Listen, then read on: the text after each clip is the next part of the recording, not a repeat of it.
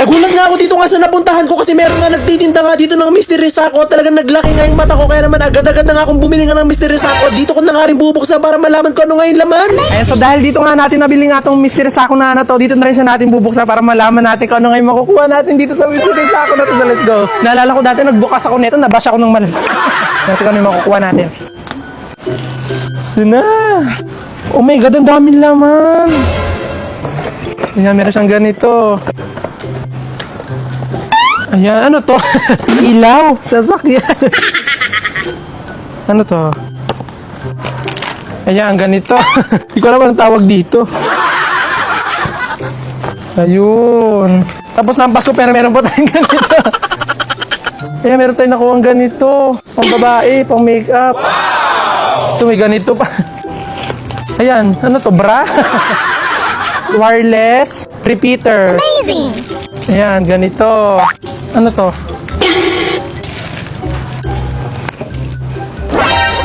Hala? May kasamang ganito. Legit? Nalaglag siya dito. Amazing! Ang ganda! Nalaglag siya. Ayan, grabe. Oh my God. Nakakuha na agad yung ginto. Amazing! Ano to? Yan, ilaw. Portable ilaw.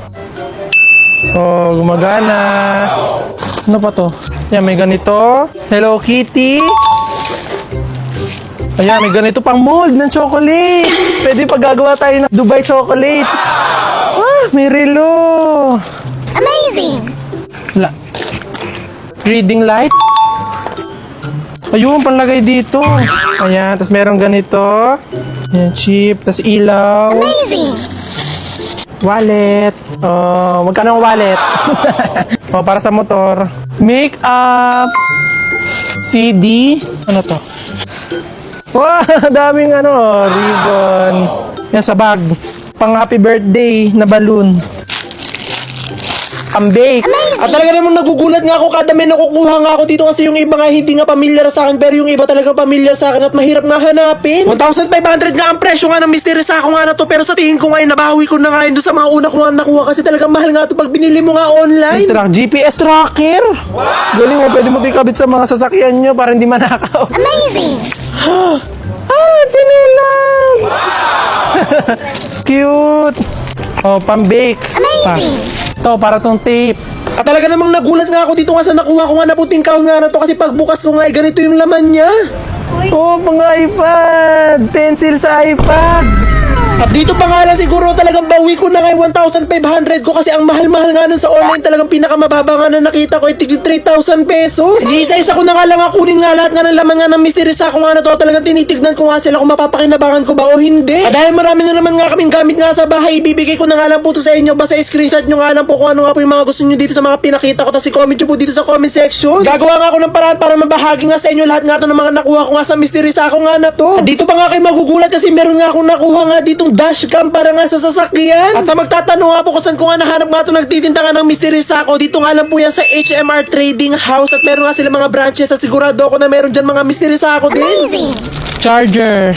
Lens ng camera, oh. At dito ko nga talaga nasabi na mas worth it nga itong nabili ko nga na 1,500 na worth nga na mystery sako kasi dati nga nang bumili nga ako ng mystery sako talagang 3,000 plus ata yun tapos yung mga nakuha ko talagang yung iba di pa mapapakinabangan. Earphone. Ito, ano to? Ayun, parang board. Hala.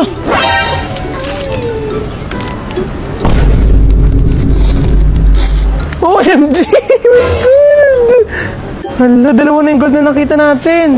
Ayan. At talaga laking gulat ko nga na dalawang ginto ngayon nakita ko nga dito sa mystery sako nga na to pero hindi pa nga rin ako sigurado kung tunay nga itong mga to. Kaya sa susunod na araw nga ipapacheck ko nga yung mga ginto nga na yun kung totoo kasi kung totoo nga yun talaga naka-jackpot nga ako dito sa mystery sako dito. Ba, dami niyang laman. Amazing! Worth it yung 1,500 na nakuha natin. Isang kawang chicken na rascaldo naman nga lulutuin natin dito sa aking higanting kawa para ipamigay. So ready na ito mga kailangan natin na ingredients. So magsimula na tayo. At dahil pupunuin ko nga po itong kawa ko ng chicken arroz caldo, kaya kailangan nga ay marami nga rin itong chicken nga natin. Kaya talagang bumili ako ng sobrang dami.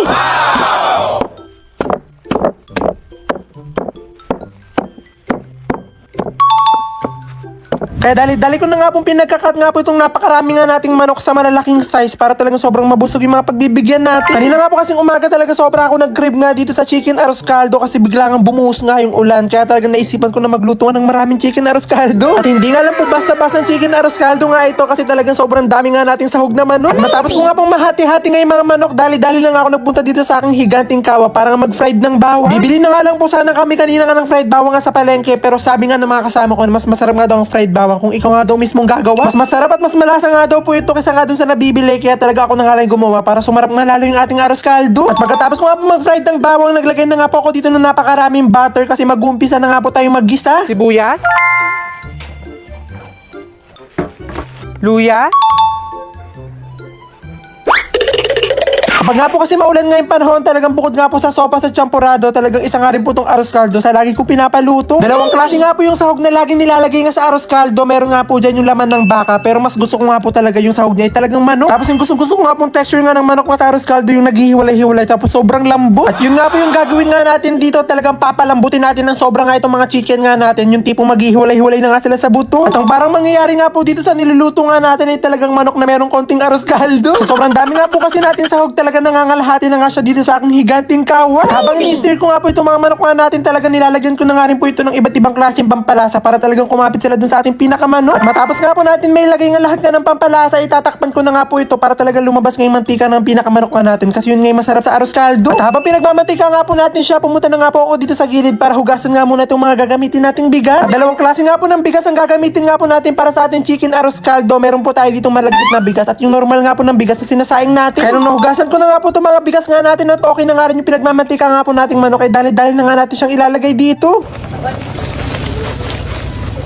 At kaya nga po dalawang klase nga po yung bigas na gagamitin natin dito sa ating chicken arroz caldo kasi hindi nga po pwede na malagkit na bigas lang. Pag nga po kasi malagkit nga lang po yung ginamit natin dito sa ating nilulutong arroz caldo, talagang hindi na po siya arroz caldo, talagang magiging biko arroz caldo na siya. Lalagyan na tayo ng tubig.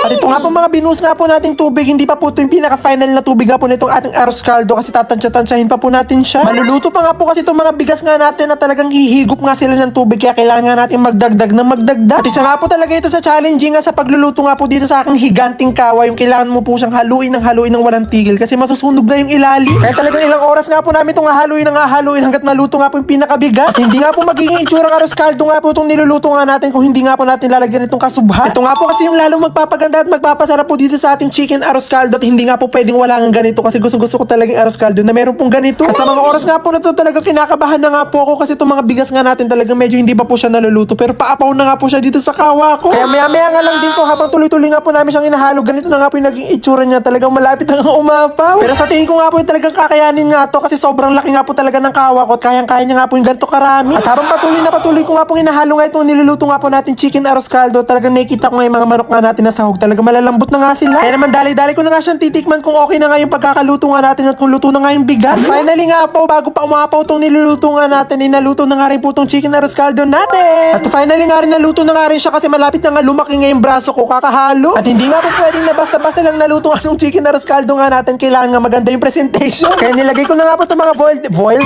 boiled egg nga po natin dito sa paligid ng aking higanting kawa. At matapos ko nga po malagay itong mga boiled egg nga natin, naglagay na nga rin po ako dito ng mga spring onion. At pagkatapos nga po neto, dali-dali ko na nga rin po nilagay yung mga niluto nga po natin kanina mga fried bawang. At talagang amoy na amoy ko na nga po itong niluto nga po natin chicken arroz caldo kaya bigla nga po ako nagutom. At talaga na-achieve ko nga po yung gusto ko dito maging texture sa ating chicken arroz caldo, yung hindi nga po siya sobrang masabaw at hindi nga rin siya sobrang lagkit. At bago pa nga po maging masabaw nga itong niluto nga nating arroz caldo kasi malapit na nga bumuhos nga yung ulan, dali-dali na nga tayo magbabalo. At talagang saktong-sakto nga itong niluto nga natin chicken arroz caldo kasi napakasarap nga nitong kainin kapag nga malamig yung panahon. Ito na po, ipapasok ko na po yung linya ko. At dahil napakarami nga po nating naluto dito sa aking higanting kaway, sigurado nga ako na napakarami rin nating mabubusog. At sigurado nga po ako na busog nga po yung mga mapagbibigyan nga natin kasi talagang pinuno ko nga po itong lagayan nga natin ng manok, nitong arroz caldo, nitong mga sahog, talagang dinamihan ko po. At baka nga po dito pa nga lang sa manok nga po na sahog nga nitong chicken arroz caldo nga natin ay mabusog na po yung mga pagbibigyan natin. At maya nga lang din po pagkatapos na po namin magbalot ng napakaraming chicken arroz caldo, titikman ko na nga po itong niluto ko. Hindi natin matitikman itong niluto nating arroz caldo.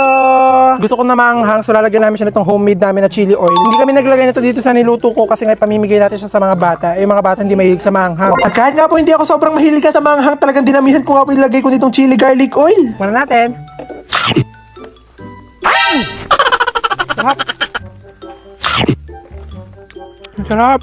At nung natikman ko na nga po itong chicken na rascaldo nga po na niluto ko, talagang dito ko nga po nasabi na talagang na perfect ko nga siya. Kasi talagang sobrang sarap ng lasa, tamang-tama. Tapos yung chicken talagang sobrang lambot. At talagang excited na nga po ako sa magiging reaction nga po nito mga pagbibigyan nga natin. Kaya dali-dali ko na nga po itong inasikaso para madala na nga po natin siya doon. At bukod nga po dito sa napakarami nga po naming nabalo, talaga meron pa po kaming dalangan na malaking kaserola na meron din pong laman na arroz caldo para kung sakaling nga po na gusto pa nilang kumain ulit, talagang pwede pa po. At matapos nga po ang medyo mahaba nga po namin biyahe, nakarating na nga rin po kami dito sa maliit at liblib nga na paaralan. At talaga nakikita ko na nga rin po sa kanila na excited na nga rin sila dito sa aking niluto. Kaya dali-dali ko na nga rin sila pinagbibigyan. Alam niyo po ba kanina nung nasa biyahe po kami, talagang grabe talaga yung buhos ng ulan, para talagang bagyo yung level ng ulan. Pero sabi ko sana tumigil yung ulan para talaga maayos kami makapagbigay. Talagang nagulat ako, biglang tumigil yung ulan. At mukhang hindi nga lang po kayong mga followers ko nga po ang nakasubaybay nga po dito sa ginagawa ko. Pati nga rin po si Lord talagang nanonood. Amazing!